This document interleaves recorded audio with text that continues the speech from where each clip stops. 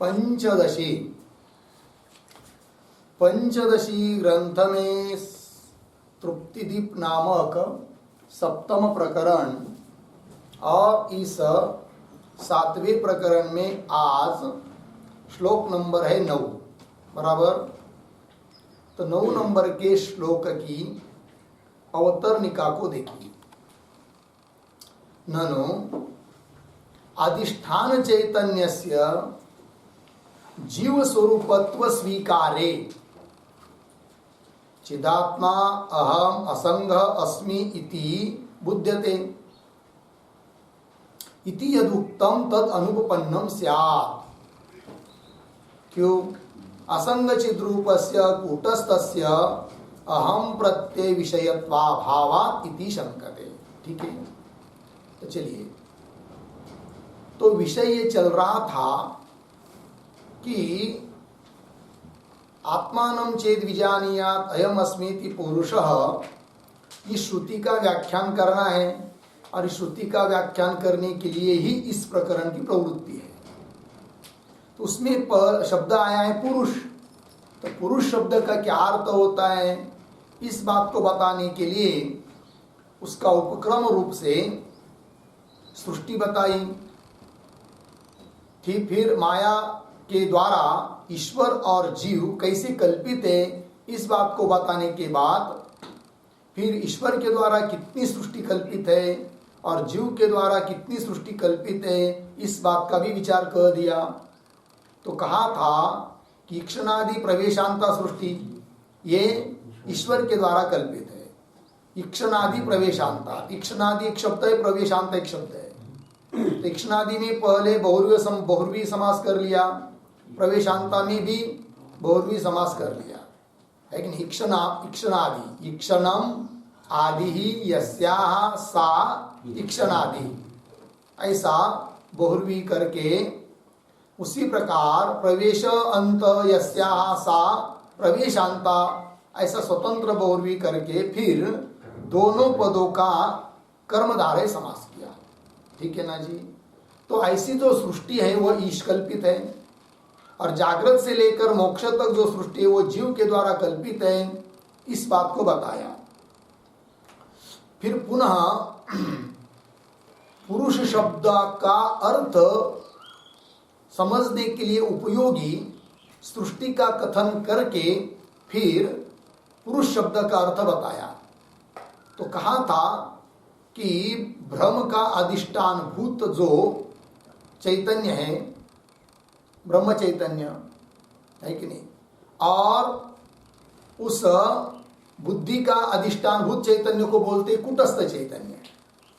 तो कूटस्थ चैतन्य बुद्धि और बुद्धि में पड़ा हुआ कूटस्थ चैतन्य का प्रतिबिंब, तीन मिलकर जीव का स्वरूप होता है। और वो जीव लेना है किस शब्द से? पुरुष शब्द से। ये बात, इस बात को कहा था। फिर उसमें थोड़ा और प्रश्नोत्तर हो गया कि भाई तो पुरुष शब्द के द्वारा केवल चिदाभास जीव का ही ग्रहण क्यों नहीं करते? फिर उसका उत्तर दिया था कि ऐसा नहीं हो सकता है, क्योंकि कूटस्थ चैतन्य का स्वीकार किए बिना मोक्षादि के साथ केवल चिदाभास का संबंध जोड़ नहीं पाएंगे, ये कहा था। और दूसरी बात, चिदाभास तो अध्यस्त है और अधिष्ठान के बिना अध्यस्त की स्थिति होती नहीं है, अतः कूटस्थ को भी लेना आवश्यक है। ठीक है, इसलिए कहा था इदानीम साधिष्ठान से, अधिष्ठान सहित उस चिदाभास का संसार आदि में अन्वयित्व है, इस बात को भी दिखाया कि जब भी मैं संसारी हूं, मैं करता हूं, मैं भोगता हूं, ऐसा जीव बोलता है, तब क्या केवल चिदाभास को भी नहीं लेता है और केवल कूटस्थ को भी नहीं लेता है। तो भ्रम अंश के सहित कूटस्थ को लेकर आदमी बोलता है मैं संसारी हूं। इसलिए जो संसारी है जीव, वही यहाँ पर पुरुष शब्द का अर्थ है। और उस जीव शब्द का वाच्य जो, उसमें से भ्रम अंश का तिरस्कार कर देंगे तो अधिष्ठान मुख्य हो जाता है कूटस्थ, और वह कूटस्थ स्वरूप जो अधिष्ठान है वह चिदात्मा है, असंग है, उसको भ्रम निवृत्त, भ्रम का तिरस्कार कर दिया तो उसको मय के रूप में भी जानता है ज्ञान होने के बाद। ये बात कही थी। अब इसी के आधार पर पूर्व पक्षी शंका कर रहा है कि ननु अधिष्ठान चैतन्यस्य जीव स्वरूपत्व स्वीकारे। अधिष्ठान चैतन्य, अधिष्ठान चैतन्य मतलब कौन? कूटस्थ चैतन्य। उसका भी अंतर्भाव तुमने किस में कर दिया? जीव में। ठीक है नहीं, क्योंकि जीव का स्वरूप बताते समय तीनों को लिया, साबास, अंतकरण, विशिष्ट चैतन्य अर्थात बुद्धि, अधिष्ठान चैतन्य मतलब कूटस्थ, और उस कूटस्थ का बुद्धि में पड़ा हुआ प्रतिबिंब, उसी को कह दिया साबास अंतकरण विशिष्ट चैतन्य। तो जीव के स्वरूप में कूटस्थ अधिष्ठान को भी लिया तो क्या होगा फिर? तो देखिए, ननु अधिष्ठान चैतन्यस्य जीव स्वरूपत्व स्वीकारे, उसको जीव का स्वरूप मानेंगे तो, जीव का स्वरूप में के अंतर्भूत उसको भी लेंगे तो चिदात्मा अहम असंग अस्मि, मैं चिदात्मा हूँ, चित स्वरूप आत्मा हूँ, असंग हूँ, इति बुध्यते। ये जो ऊपर कहा 8वें श्लोक के उत्तरार्ध में, चिदात्मा अहम असंग अस्मि इति बुध्यते, इति यद उत्तम जो कहा तद अनुपपन्नम स्यात्, वह उपपन्न नहीं होगा, क्योंकि उसको आपने जीव के स्वरूप में ले लिया, तो वो स्वयं असंग चित स्वरूप रहा ही कहा, तो उपाधि से युक्त हुआ, तो ज्ञान होगा ही नहीं। ऐसी शंका कर रहा है कौन? पूर्व पक्षी। इति यद उत्तम तद अनुपन्नम स्यात्। ठीक, असंग चिद रूपस्य कूटस्थस्य, हाँ, और दूसरी बात, असंग चिद रूपस्य कूटस्थस्य अहम प्रत्यय विषयत्वाभावात्, क्योंकि असंग चित स्वरूप जो कूटस्थ है, ऊपर कहा था कि नहीं भ्रमांश का तिरस्कार कर देंगे तो कूटस्थ जो है उसमें अहम अस्मि यह बुद्धि हो जाती है ज्ञान काल में। अब पूर्व पक्ष बोल रहा है कि ये नहीं हो सकता। क्यों नहीं हो सकता? कि जो शुद्ध असंग चित स्वरूप कूटस्थ है वह अहम इस प्रतीति का विषय हो ही नहीं सकता, अहम इस शब्द का वाच्य भी नहीं होता है और अहम इस वृत्ति का विषय भी नहीं होता है, क्योंकि वह असंग है। तो कैसा आपने कहा कि भ्रम अंश का तिरस्कार करने के बाद मैं चिदात्मा हूं, अहम असंग अस्मि, ये ज्ञान होता है, ये कैसे कहा? क्यों कहना उचित नहीं आपका? असंग है, वो किसी शब्द का वाच्य नहीं है और किसी ज्ञान का विषय नहीं है, तो अहम शब्द का वाच्य भी नहीं हो सकता है और अहम वृत्ति का विषय भी नहीं बन सकता है, तो फिर उसको अहम रूप से कैसा ज्ञान होगा, जबकि होना नहीं चाहिए, क्योंकि वह असंग है। शंका समझ में आई? देखिए, ननु अधिष्ठान चैतन्य से जीव स्वरूपत्व स्वीकारे चिदात्मा अहम असंग अस्मि इति बुध्यते इति यदुक्तम तद अनुपन्न, वो अनुपन्न है। असंग चिद रूपस्य कूटस्थस्य अहम प्रत्यय विषयत्वा भावाति हेतु दे दिया। ठीक है ना जी?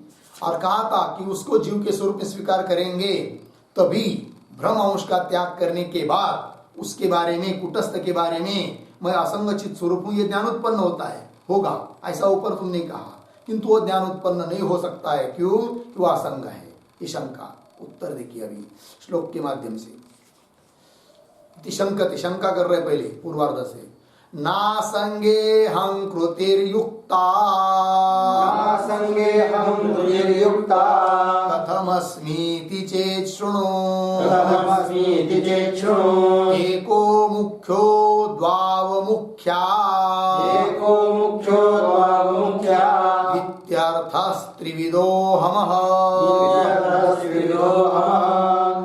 नासंगे हम कृतिर्युक्ता, कथमस्मीति चेत् शृणु, एको मुख्यो द्वावमुख्या, इत्यर्थस्त्रिविधो हमः। न असंगे अहं कृतिः युक्ता कथम अस्मि इति चेत् शृणु, एकः मुख्यः द्वौ अमुख्यौ इति अर्थः त्रिविधः अहमः। अन्वय, असंगे अहं कृतिः न युक्ता, कथम अस्मि इति चेत शृणु। नीचे एकः मुख्यः द्वौ अमुख्यौ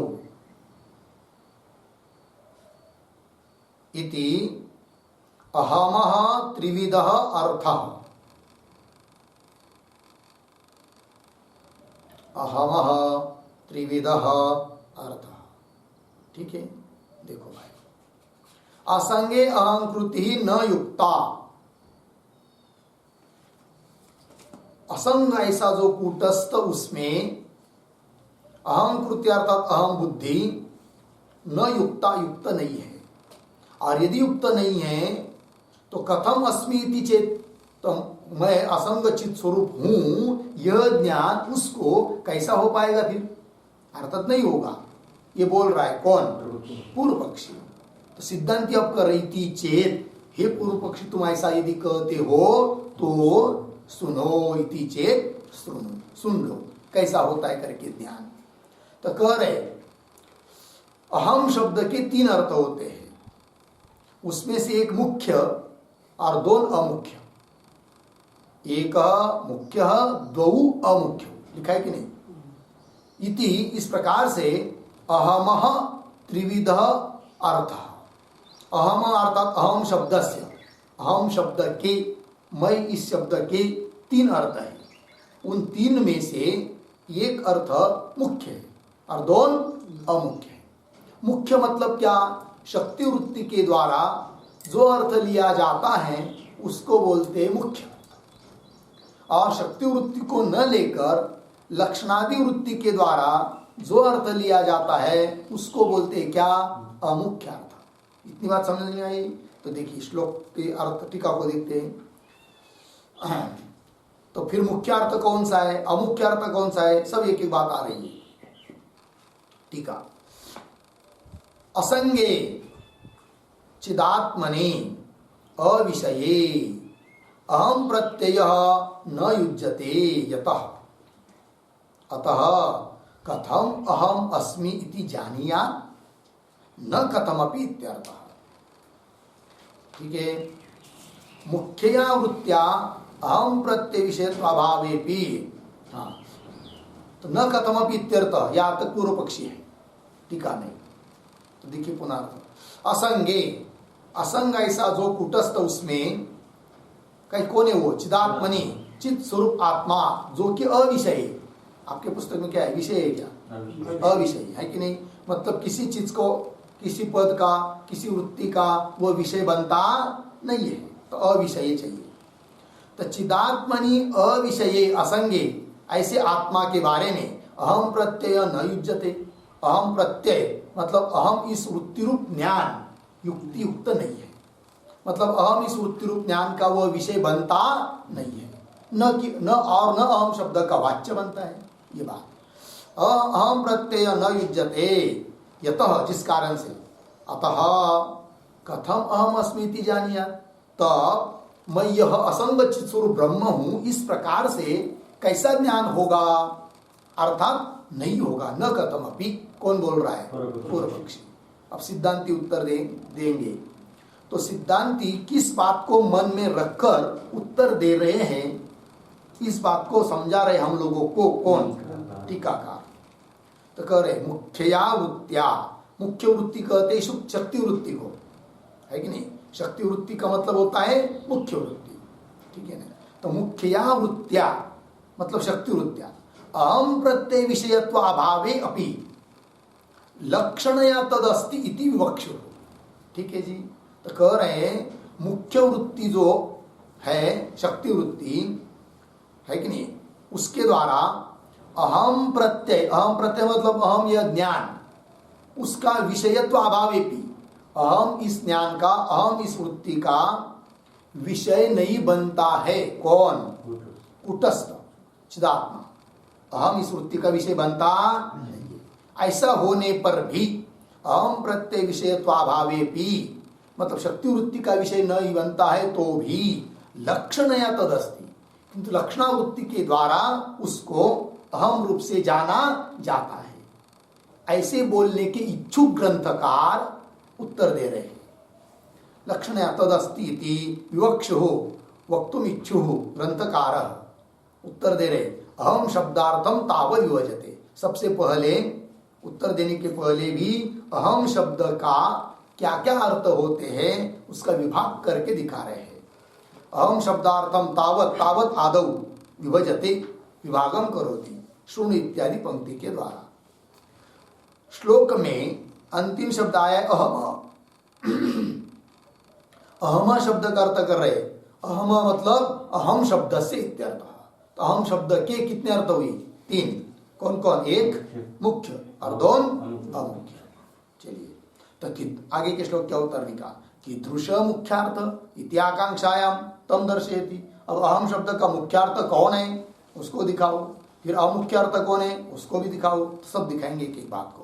तो मुख्यार्थ को दिखा रहे पहले ग्रंथकार 10 नंबर के श्लोक से। अनुन्याध्यास रूपेण कूटस्था भासयोर्वपुः एकीभूय भवेन्मुख्य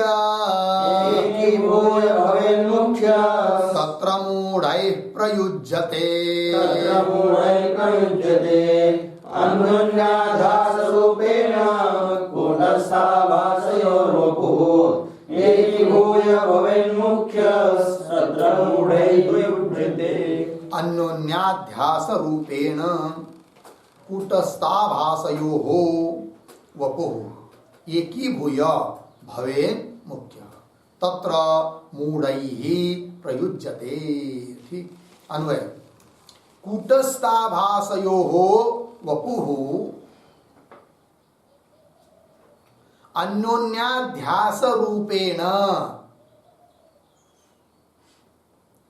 एकीभूय मुख्यः भवेत् तत्र मूढैः प्रयुज्यते।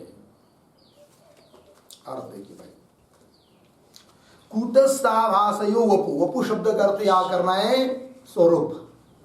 वपु शब्द का अर्थ शरीर होता है किंतु यहां पर करना है स्वरूप। अर्थात कूटस्थ और आभास इन दोनों का जो स्वरूप है, आभास मतलब चिदाभास, उनका जो स्वरूप है यद्यपि कैसा है वो स्वरूप अलग अलग है।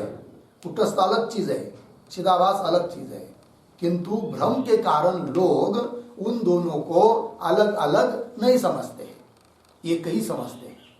उनको समझ में नहीं आता कूटस्थ अलग है और चिदाभास अलग है करके। ठीक है, तो कूटस्थ और आभास इन दोनों के स्वरूप को अन्योन्याध्यास रूपेण परस्पर में अध्यास करके, तो अन्योन्याध्यास रूप से, तो अन्योन्याध्यास रूपेण इस शब्द के लिए पर्याय शब्द अभेद भ्रमेण, दोनों के बारे में अभेद का भ्रम हो जाने के कारण उससे अभेद भ्रमेण एकीभूय, दोनों को एक ऐसा समझकर जो बोला जाता है वह मुख्य भवे, वो मुख्य अर्थ हुआ।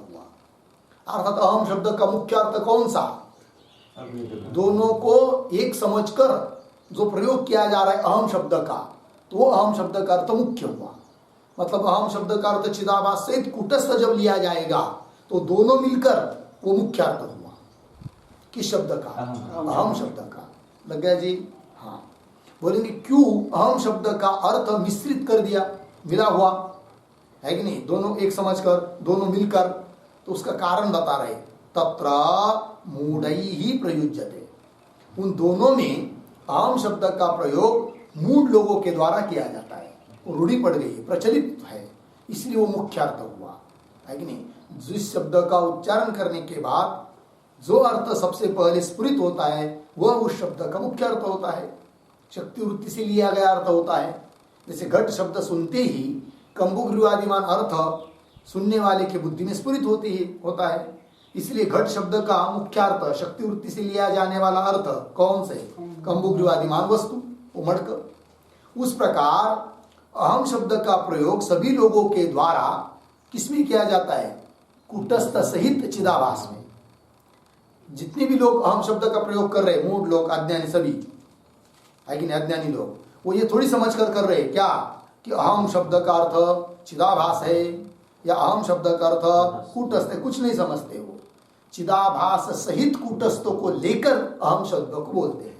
कैसे ऊपर बताया था ना, शायद 7 नंबर के श्लोक में बताया ना क्या कि दोनों को अधिष्ठानांश संयुक्तम भ्रमांशम अवलंब्यते तदा यदा तदा अहम संसारी, मैं संसारी वैसा लोग बोलती है कि नहीं।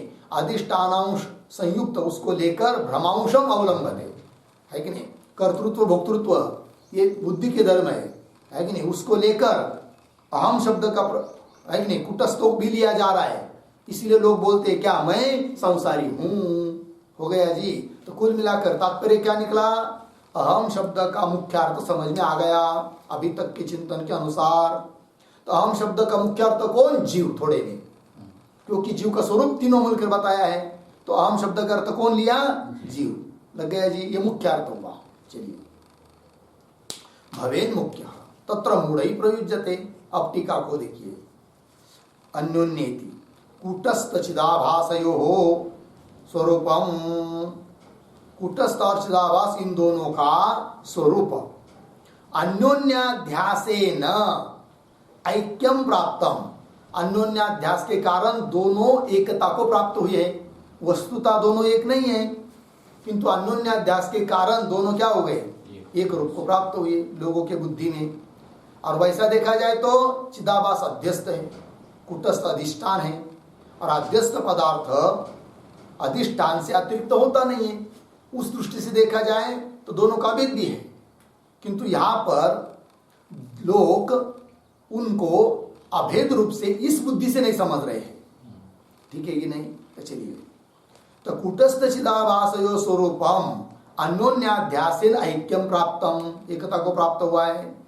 तो अहम शब्द से वाच्यत्वेन मुख्य अर्थ भवति।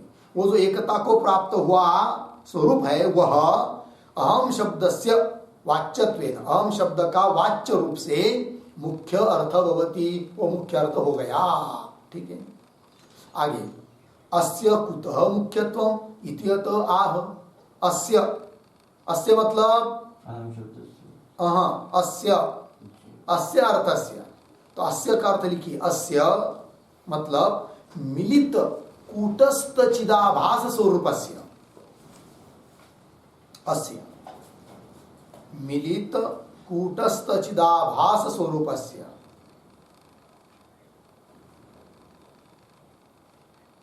ठीक है, मिलित जो कूटस्थ और चिदाभास का स्वरूप है वह अर्थ अस्य। कुतः मुख्यत्व, क्यों मुख्यत्व है, इत्यत आह, उसका उत्तर दिया अंतिम पाद के द्वारा। तत्र मूढ़ैहि प्रयुज्यते यत इति अध्याहार। तो बोलेंगे तो तत्र मूढ़ै प्रयुज्यते, जो अंतिम पाद है कि नहीं, उसको लगाते समय टीकाकार कह रहे कि यतः इस पद का अध्याहार कर लेना चाहिए, तब अच्छी तरह से वो पाद लग जाता है। तब क्या अर्थ होगा, फिर कैसा वाक्य बनेगा, तो स्वयं दे रहे आगे। तत्र, तत्र प्रतीक है, तत्र का अर्थ कर रहे तस्मिन् अविविक्त कूटस्थ चिदाभासयो स्वरूपे। तत्र का अर्थ अविविक्त मतलब जिसका पृथक्करण नहीं किया गया, भ्रम के कारण दोनों को एक समझ रहे हैं, ऐसे अविविक्त जो कूटस्थ चिदाभासयो स्वरूपे, उस स्वरूप में। ठीक है, इतना हो गया पूर्ण विराम। अब अंतिम पाद लगाना है कि नहीं, तत्र मूढ़ै प्रयुज्यते। तो यतः पद का अध्ययन करने के लिए कहा था, उस यतः पद को यहां पर जोड़ रहे हैं कि यतः विवेक ज्ञान शून्यैहि सर्वैः अपि अहम शब्द प्रयुज्यते अतः अस्य मुख्यत्वम इत्यर्थ। यतः, यतः मतलब जिस कारण से कि विवेक ज्ञान शून्य ही, विवेक ज्ञान जिनको नहीं है, दोनों अलग अलग है, ऐसा ज्ञान जिनको नहीं है, विवेक ज्ञान से शून्य है। तो विवेक ज्ञान शून्य सर्वैयपि, सभी अज्ञानी लोगों के द्वारा अहम शब्द प्रयुज्यते, उन दोनों में अहम शब्द का प्रयोग लोगों के द्वारा किया जाता है, उस मिलित में, मिले हुए में। अतः अस्य मुख्यत्वम इत्यर्थ, इसलिए अस्य मुख्यत्वम, अस्य मिलित कूटस्थ चिदाभास स्वरूपस्य मुख्यत्व, अर्थात अहम शब्द का मुख्य अर्थ हो गया कौन? मिलित कूटस्थ चिदाभास, दोनों को लेकर जब अहम शब्द का प्रयोग हो रहा है तो वह हो गया अहम शब्द का मुख्य अर्थ, शक्ति वृत्ति से लिया जाने वाला अर्थ। अब आगे इदानीम अमुख्यौ द्वौ दर्शयति, अब अहम शब्द के अमुख्य ऐसे दो अर्थ बताए थे, वो कौन कौन है उसको बता रहे हैं। पृथगाभास कूटस्था मुख्यौ तत्र तत्त्ववित् पर्यायेन प्रयुङ्क्तेऽहम् शब्दं लोके च वैदिके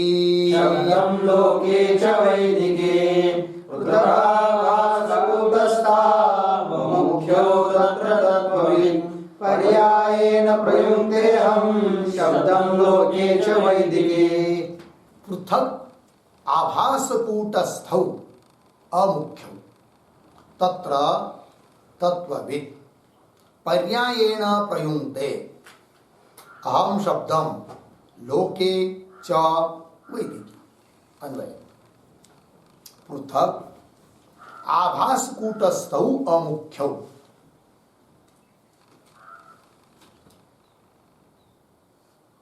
तत्त्ववित् तत्र अहम शब्दम लोके च वैदिके पर्यायेण प्रयुङ्क्ते। ठीक है, अर्थ देखिए भाई, तो पृथक अलग अलग, आभास कूटस्थौ अमुख्य।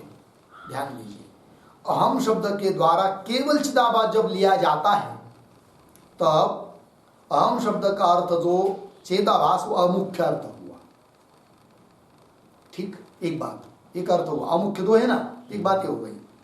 और जब अहम शब्द के द्वारा केवल कूटस्थ लिया जाएगा तो भी उस अहम शब्द का वह अर्थ कूटस्थ रूप अर्थ क्या हुआ?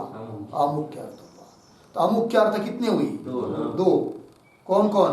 केवल चिदाभास अथवा केवल कूटस्थ। और अहम शब्द का मुख्य अर्थ कौन हुआ? एक। वो कौन सा? मिलित।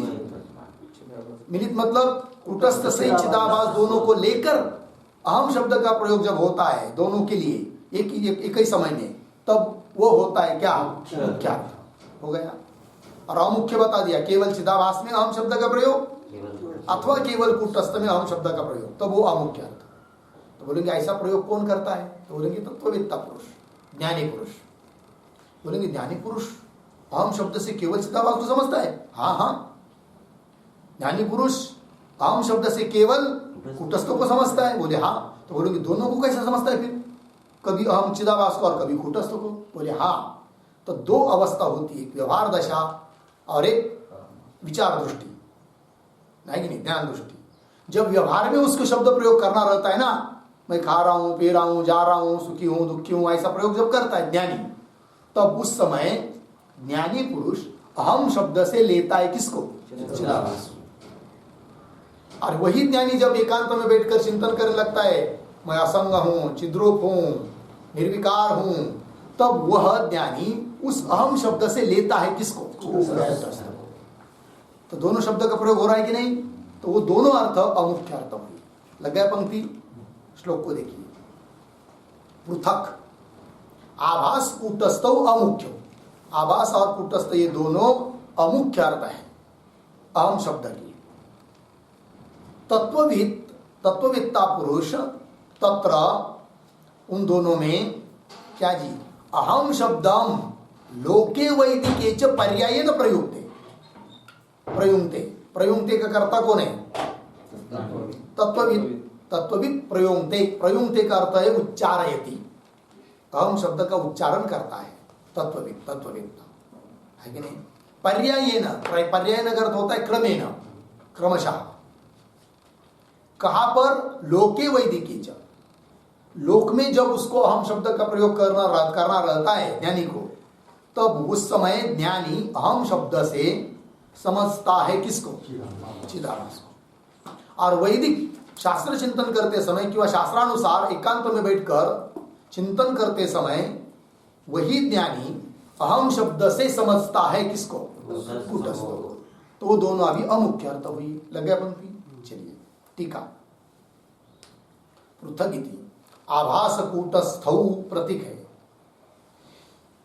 प्रत्येकम अहम शब्दार्थत्वेन यदा विवक्षितौ तदा अमुख्यार्थो भवता।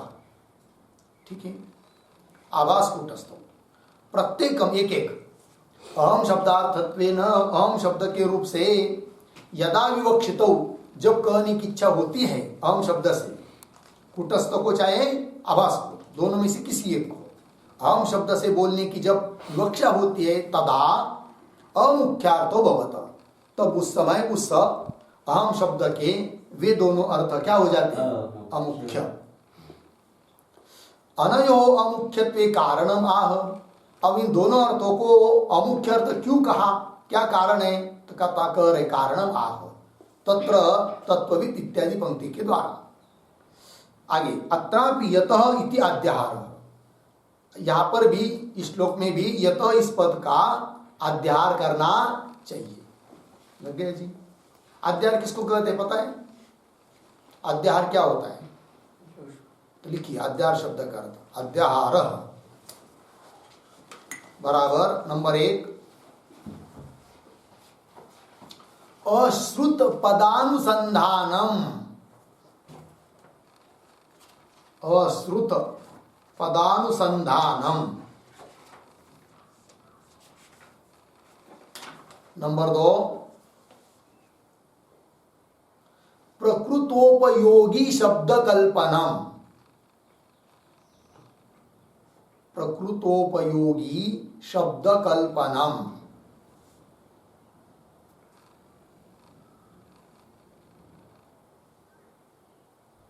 प्रकृतोपयोगी शब्द कल्पना, 2 व्याख्या कर दिया अध्याहार।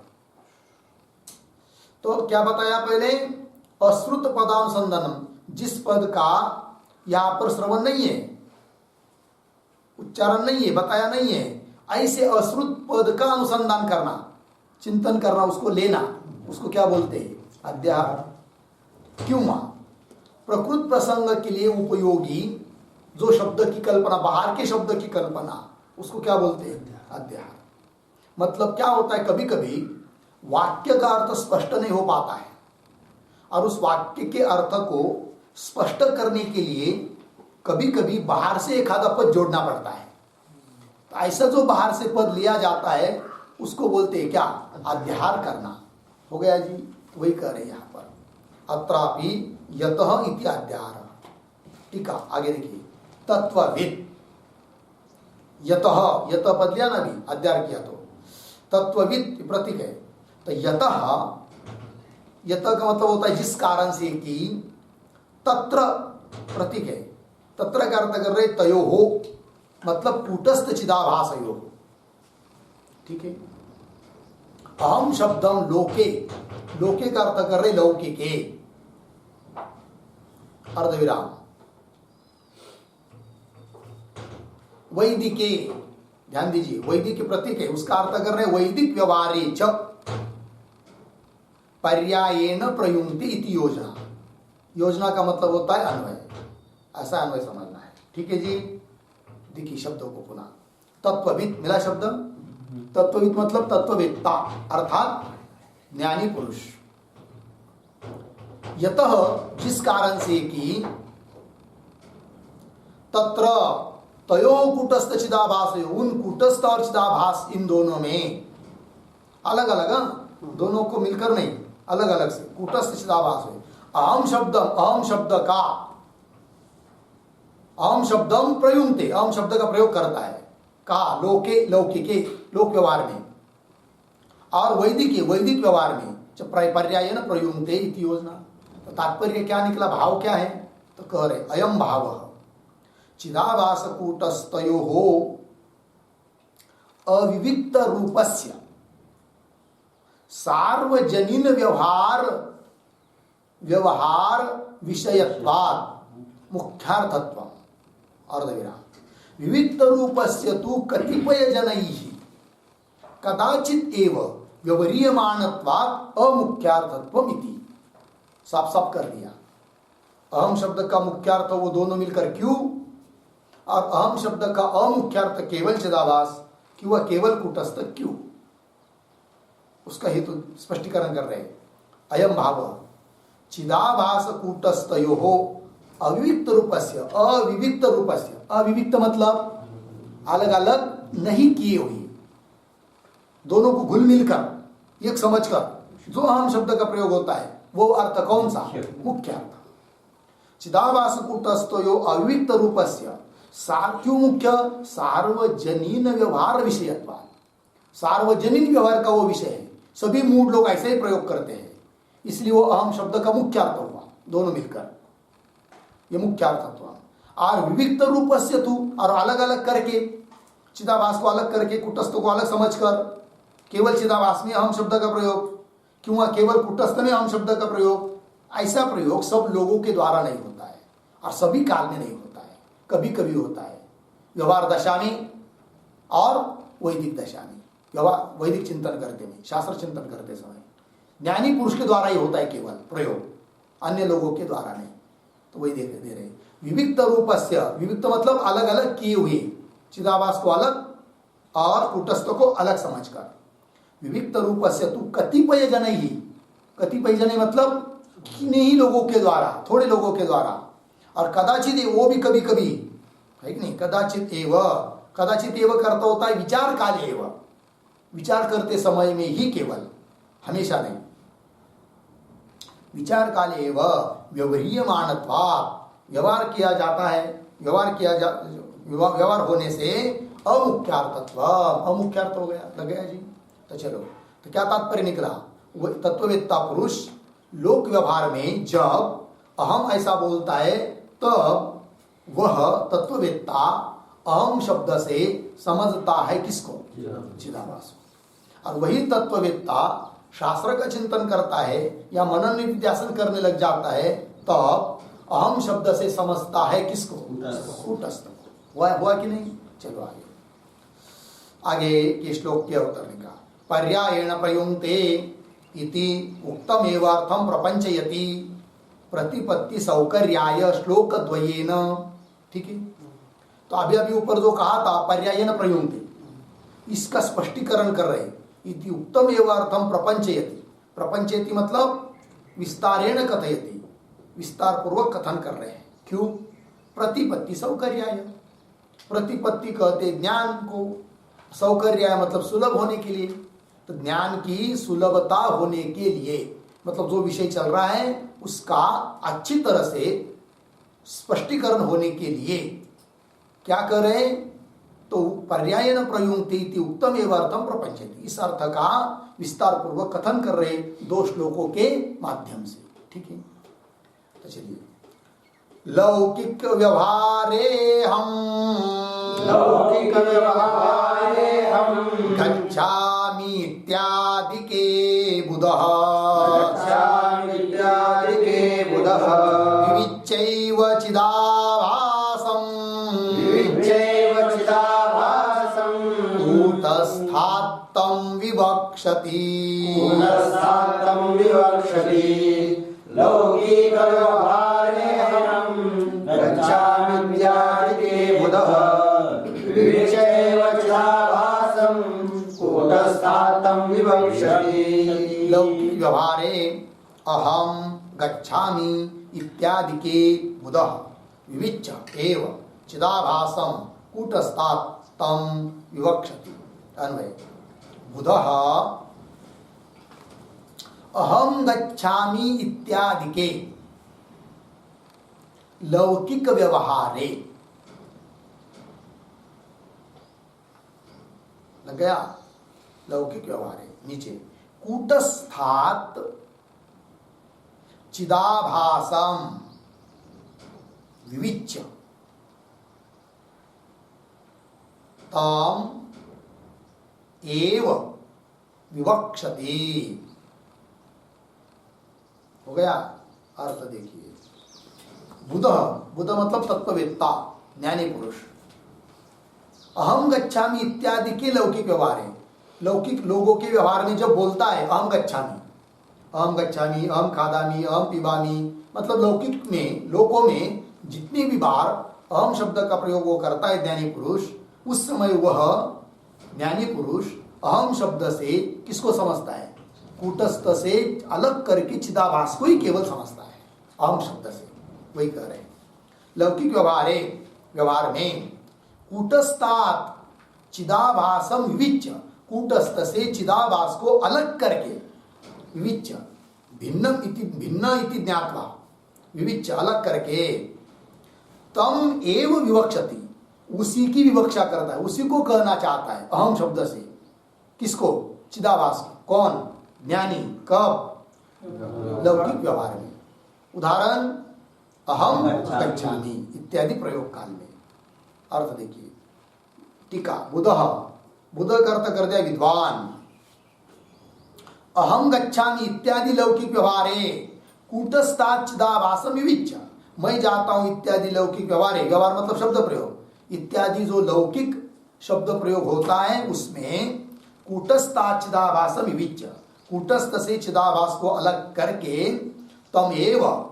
तमेव मतलब चिदाभासम एव, उस चिदाभास को ही अहम शब्देन विवक्षति, विवक्षति का अर्थ कर रहे हैं वक्तुम इच्छति। कहा बुध, यहाँ पर शब्द आया कौन? बुध। बुध विवक्षति वक्तुम इच्छति। हो गया। आगे चलिए, आगे का श्लोक। असंगोहम चिदात्मा इति शास्त्रीय दृष्टितः अहम शब्दं प्रयुङ्क्तेयम्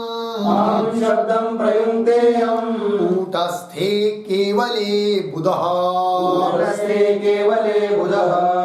असंगोहम चिदात्मा इति शास्त्रीय दृष्टितः अहम शब्दं प्रयुङ्क्तेयम् कूटस्थे केवलं बुधः।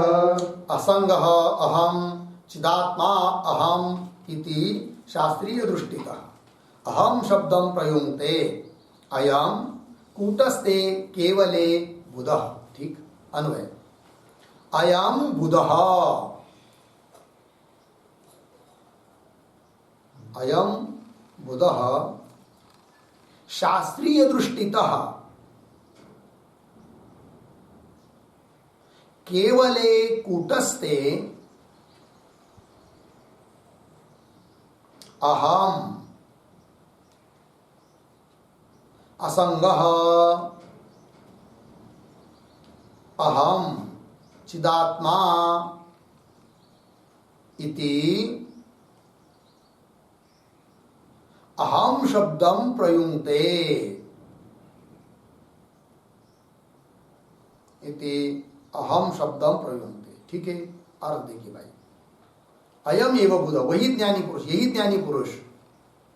क्या जी? शास्त्रीय दृष्टितः, यही ज्ञानी पुरुष मतलब लौकिक व्यवहार में जिसने अहम शब्द से चिदाभास को समझा था, वही ज्ञानी पुरुष, ज्ञानी है वो।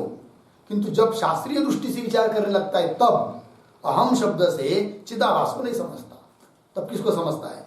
कूटस्थ। चलिए, अयम एव बुधः शास्त्रीय दृष्टितः, शास्त्रीय दृष्टि को लेकर केवले कूटस्थे, केवल कूटस्थ में शब्द प्रयोग करता है अहम का। कैसे? अहम असंग, मैं असंग हूं। अहम चिदात्मा, मैं चिदात्मा स्वरूप हूं। इति, इस रूप से अहम शब्द प्रयोग, अहम शब्द का प्रयोग करता है। तो अहम शब्द का प्रयोग दोनों जगह हुआ कि नहीं? केवल चिदाभास में भी और कभी कभी केवल कूटस्थ में। अतः अहम शब्द का अर्थ चिदाभास भी है केवल, और अहम शब्द का अर्थ केवल कूटस्थ भी है, किंतु वो केवल मुख्यार्थ है, अमुख्यार्थ है, अमुख्यार्थ है। लग गया जी? चलिए, टीका, असंगति अयम एव बुधः शास्त्रीय दृष्टितः, यही विद्वान शास्त्रीय दृष्टितः का अर्थ कर रहे, शास्त्रीय दृष्टितः प्रतीक है, उसका अर्थ कर रहे वेदांत श्रवण जनित ज्ञानेन, वेदांत का श्रवण करने करके उत्पन्न हुआ जो वृत्ति रूप ज्ञान, उससे केवले, केवले प्रतीक है, उसका अर्थ कर रहे चिदाभासात् विविक्ते कूटस्थे, चिदाभास से अलग करके, है कि नहीं, ऐसा जो कूटस्थ, उस कूटस्थ में असंग अहम चिदात्मा अहम इति लक्षणया, लक्षणा करके अहम शब्दम प्रयुंक्ते, अहम शब्द का प्रयोग करता है। अतः लक्षणया अहम शब्दार्थत्वेन, लक्षणावृत्ति के द्वारा अहम शब्द का अर्थ केवल कूटस्थ भी हो जा रहा है फिर। तो अतः लक्षणया अहम शब्दार्थत्वेन अहम प्रत्यय विषयत्व संभवात्, अहम इस प्रतीति का विषय संभव है कौन, केवल कूटस्थ भी, मतलब अहम शब्द का अर्थ केवल कूटस्थ भी हो जाता है लक्षणावृत्ति के द्वारा, है कि नहीं। तो अहम प्रत्यय विषयत्व संभवात् असंग अहम अस्मि इति ज्ञानम उपपद्यते इति अभिप्राय, इसलिए अहम अस्मि, मैं असंग चिद्रूप हूं, इस प्रकार का ज्ञान उपपन्न होता है, उपपद्यते इति अभिप्राय। लग गया जी। तो का विषय चलाया, श्लोक नंबर 9 के अवतरणिका में, अर्थात 9वें श्लोक के पूर्वार्ध में पूर्व पक्ष ने शंका की थी, उस शंका का ये उत्तर दिया अभी तक, ठीक है ना जी। विभाग किया पहले, अहम शब्द के अर्थ बताए क्या क्या होते हैं, फिर कैसा कैसा प्रयोग होता है, फिर अब उत्तर दिया। तो क्या उत्तर दिया, प्रश्न क्या था, कि प्रश्न ये था क्या, हाँ, कि मैं चिदात्मा हूं, असंग हूं, कूटस्थ हूं, इस प्रकार से अहम शब्द का प्रयोग कूटस्थ में कैसा होगा, क्योंकि कूटस्थ तो किसी शब्द का वाच्य नहीं होता है और किसी ज्ञान का वृत्ति का विषय नहीं होता है कि नहीं, अविषय है, तो कैसा होगा। तब उसका उत्तर दिया कि अहम इस शब्द का भी विषय बनता है कौन, कूटस्थ। अहम शब्द का अर्थ कूटस्थ होता है, किंतु कब, अमुख्य अर्थ लक्षणावृत्ति से होता है, शक्ति वृत्ति से नहीं होता है। ये बात कह दी, हो गया जी। बस आगे का विचार हम लोग कल करेंगे। ओम पूर्णमदः पूर्णमिदं पूर्णात् पूर्णमुदच्यते पूर्णस्य पूर्णमादाय पूर्णमेवावशिष्यते। ओम शांति शांति शांति।